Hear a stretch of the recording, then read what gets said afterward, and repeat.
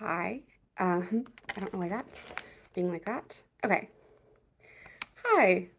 I'm Caitlin. Welcome back.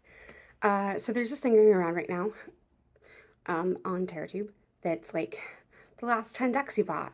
So I'm going to do that. I'm going to go with the most recent to oldest, starting with the Abyssal Tarot. I just got this like a week ago now. This is an indie deck. Photographs by Shelley Carbright. And the deck is written by Stephen Albu. Anyway, um, I did not know when I bought this deck that the photographer is local to me. So these are the backs. The backs actually are not the same. They actually, depending on the card, actually reflect the, like the bigger part's going to be the elemental association for the card. Sorry, I just realized that I actually grabbed the title card. I was like, why? So this is what the deck looks like. I'm going to try to hold it in a way that's not as glossy, but we'll see. So it's a photograph deck. There is nudity. Sorry, I'm going to see if I can hold it in a way that you can see hear the titles. You also can't really tell because of how far I have to be from where I've set up my camera. But there are little tiny, along this side, like keywords or like phrases, and I like that they're actually really small because sometimes if you're looking at like a big spread, you can kind of ignore them. So this is Six of Pentacles, and for it says rejection of virtue. But yeah, so this is a deck that I think the first time I saw this was on Catamancy Tarot's Joniki. But I know that Marla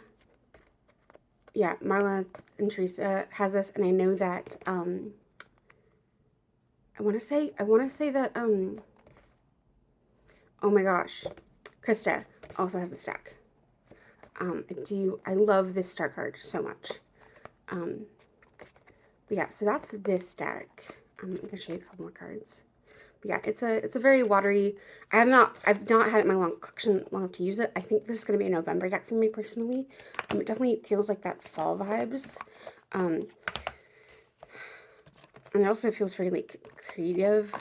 And I do NaNoWriMo in November, so the next one is going to be the Horror Tarot. This is a mass market from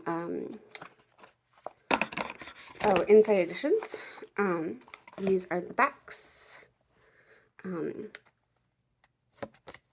If you have the, I think it's a Darkwood, this is by the same artist. I just really like this. It's really fun.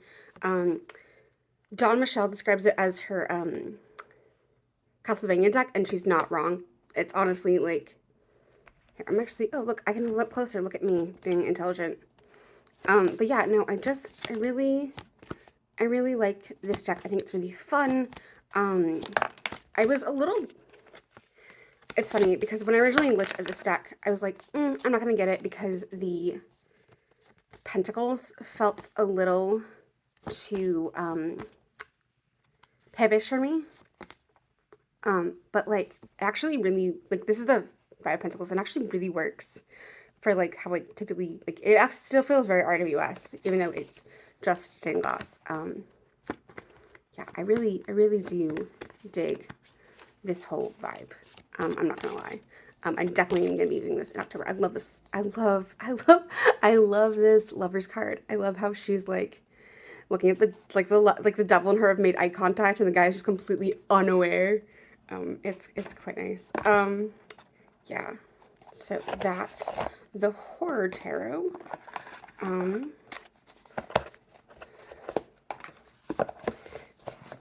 So next on my list of decks that I got is the Women of Myth. This is also mass market. This is from Simon & Schuster, specifically Adams Media. So this is so these are the backs. There's also a book of the same name that has the same art, and it is all of the goddesses, heroes, and monsters that are in this deck. So I'll show you a couple of the goddesses. Sorry, I have this deck still split up because of how I work with this deck. So I will be putting this back sort of in order. So here are some of the goddesses in this deck. And then we get into the heroines, which are like this purple color background. I have been working with this primarily as my new moon and full moon deck. So with the new moon, I work with the card that is next in the book as I'm working through the book. And then I do a full moon spread with this. It's kind of like a whole in-depth thing. And then here's some of the monster cards to kind of just show you. I love, there's a Katsune in here because my friend is playing a Katsune in one of our Pathfinder games. There's Lilith. But yeah, no, I really like this deck. It's definitely not like the most interesting or fun. It's definitely a weird card stock that I'm not like the biggest fan of, but like I really actually like this deck, and I'm really happy to have this as part of my like practice right now. Next is going to be this beauty. This is the Greek Goddess Tarot by Eleanor Renzi Prince. Sorry, I keep a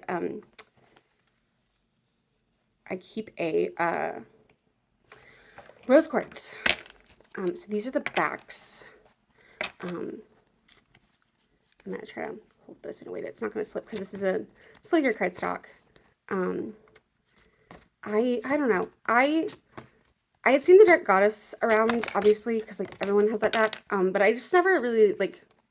I don't know. There was something about the art. I was never really drawn to that deck. And then I saw. I think Dawn Michelle is the how I found out about this one. And I was like, ooh, I actually really. This is so cheeky and silly, and I love that card.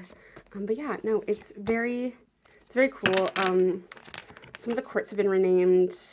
Sorry, no, the courts have been renamed Child, Champion, Companion, King. No, Queen. The aces are, nope, the wands are arrows, and the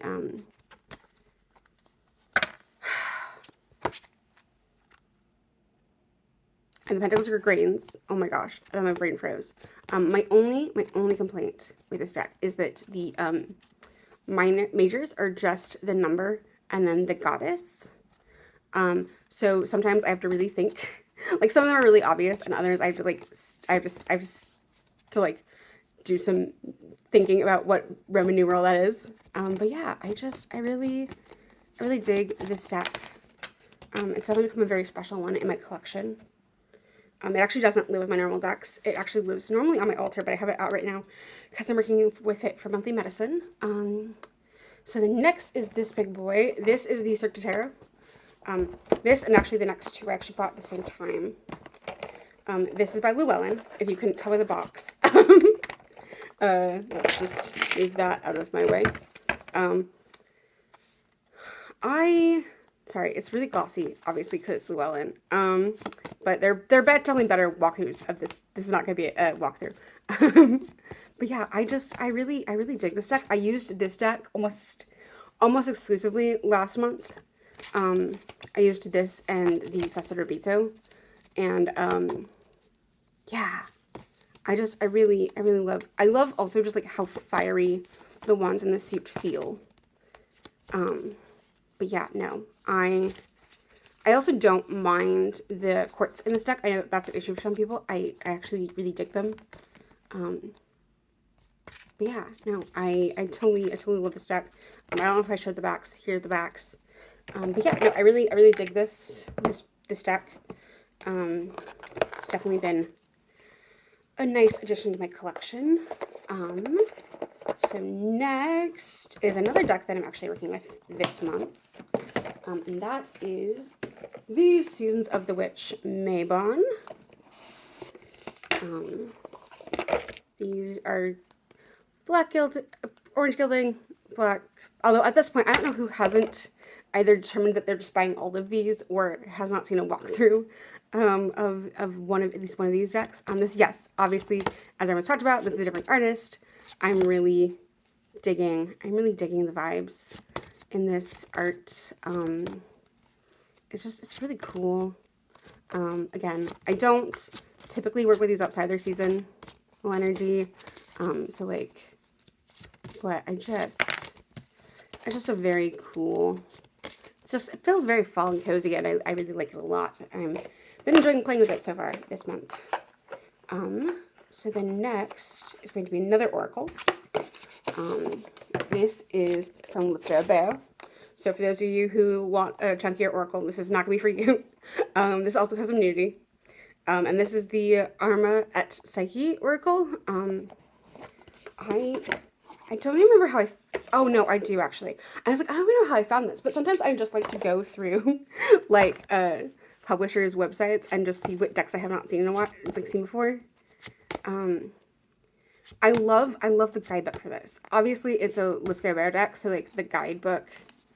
I'm seeing if I can move it in a way that's not a little bit less. There we go. Reflecty. But yeah, no, the guidebook for this is actually really good because it gives you like, it gives you a, so the deck is broken up into 3 like acts, series is what they call it actually. But so there's, there's like what's happening in the card, so which is called Seeing Love, the love story. There's Making Love, which is an action. There's Being Love, which is a meditation, and then there's Proclaiming Love, which is an affirmation. So each card has an affirmation, an action, and a meditation, and I typically use either the action or the affirmation as a form of self-care in a reading that I do for myself whenever I'm just really in my feelings. Yeah, I really dig this deck. So that's that deck. The next one is a Dawn Made Me Do It. Very much so. And this is the Disney Villains, also by Inside Editions.